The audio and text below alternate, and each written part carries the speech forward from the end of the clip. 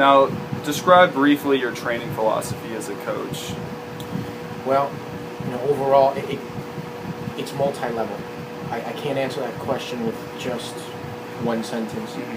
I think in order for me, in my experience, to answer that question, it would have to be more specific, like what is my philosophy on a particular aspect of what we do. Right. But having said that, my number one philosophy is that it doesn't matter what you do in training. And I tell my athletes that all the time. It doesn't matter what my athletes do in training. It matters what they do at the tournament.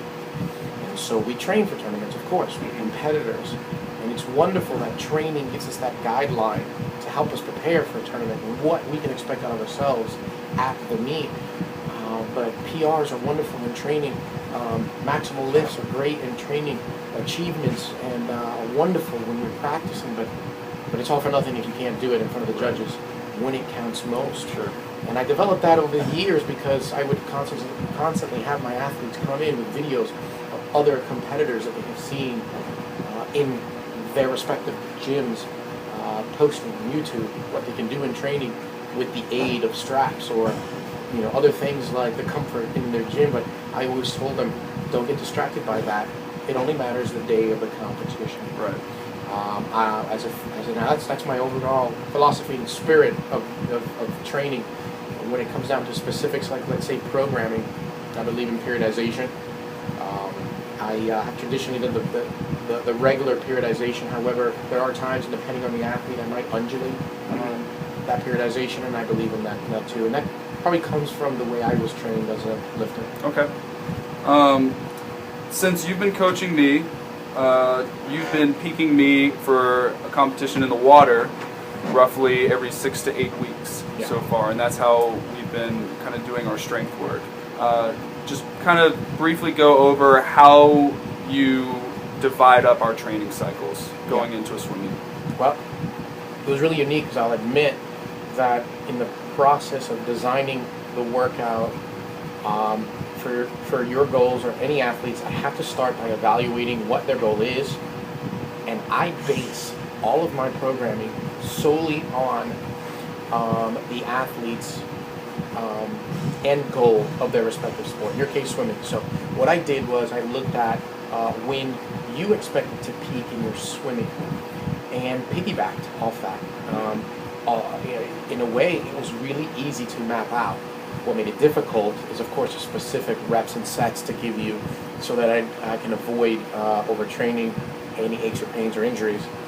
That's the hardest part. But mapping out when I wanted you to peak in weightlifting terms is complete opposite spectrum of when you needed to peak for swimming. Right. And so they kind of just cross paths. When you were in your most intense time period of training, I was in my lightest form of training, right? For weightlifting, at least it goes. When you were in your lightest section of your swim and you were preparing for what would be later intensity in swimming, that's when I hit you the hardest. Right. And so I wouldn't say it was a mirror. I didn't mirror your training, but kept opposite of your training. Right.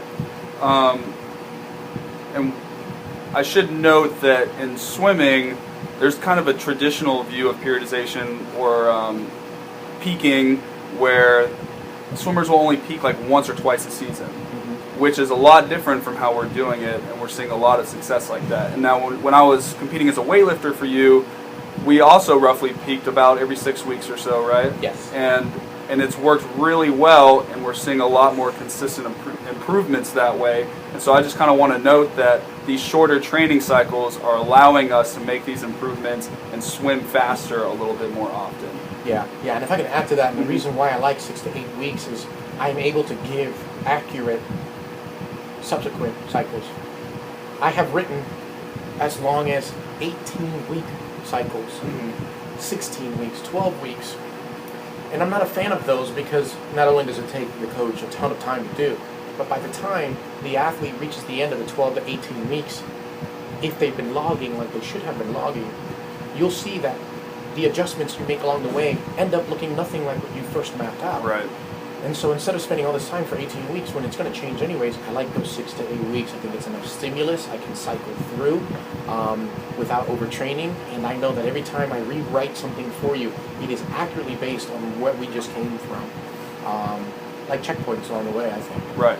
Yeah, and that's helped us going through the first. We've gone through 3 training cycles, 3 swim meets so far, Yeah. and each one has gotten better. Yeah. And we've communicated in between each and Yep. and talked about if we need to change anything. And we haven't really changed a lot because it's been working really well, but we've Sure. been able to make some small tweaks and have Absolutely. seen those improvements. Has there been anything else that you've had to change, maybe like exercise selection wise or anything training me for swimming as opposed to weightlifting? Very minimal. Because our goal, my plan for you when I wrote your strength and conditioning was treat you like a weightlifter. Mm-hmm. Everywhere that I could. And almost train you backwards, as we discussed, Right. for a weightlifting meet, even though that's not where you were going. Right. And the reason I say that is because the benefit of all of the movements we do transferred into what you needed. Mm-hmm. So yeah, there were a few exercise things I don't think that I would that I kept because I may be more specific for a weightlifting tournament. But by and large, I trained you like a lifter, so Right. everything remained the same.